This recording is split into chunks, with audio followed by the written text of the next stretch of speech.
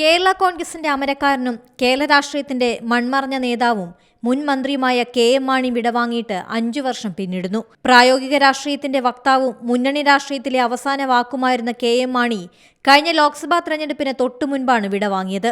കേരള കോൺഗ്രസ് പിറന്ന കോട്ടയം തിരുനക്കര മൈതാനി ചൊവ്വാഴ്ച 5ാം സ്മൃതിദിന ഓർമ്മകളുടെ സംഗമവേദിയായി. സ്മൃതി സംഗമത്തിന് പാർട്ടി ചെയർമാൻ ജോസ് കെ മാണി തിരിതെളിയിച്ചു. KM മാണിയുടെ ചിത്രത്തിൽ പുഷ്പാർച്ചന നടത്തിയതോടെയാണ് ചടങ്ങുകൾക്ക് തുടക്കമായത്.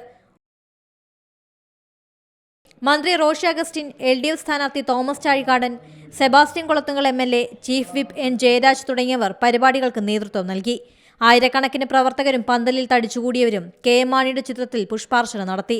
അനുസ്മരണ പ്രസംഗങ്ങളും ഉദ്ഘാടനവും ഒഴിവാക്കി നടന്ന പരിപാടി ഉച്ചയ്ക്ക് 1 മണിയോടെ അവസാനിച്ചു. Zee Malayalam news, Kottayam. പുതിയ വാർത്തകളും വിശേഷങ്ങളും ഇനി വിരൽ തുമ്പിൽ. എല്ലാ ഡിജിറ്റൽ പ്ലാറ്റ്ഫോമുകളിലും ഇപ്പോൾ സീ മലയാളം ന്യൂസ് ലഭ്യം.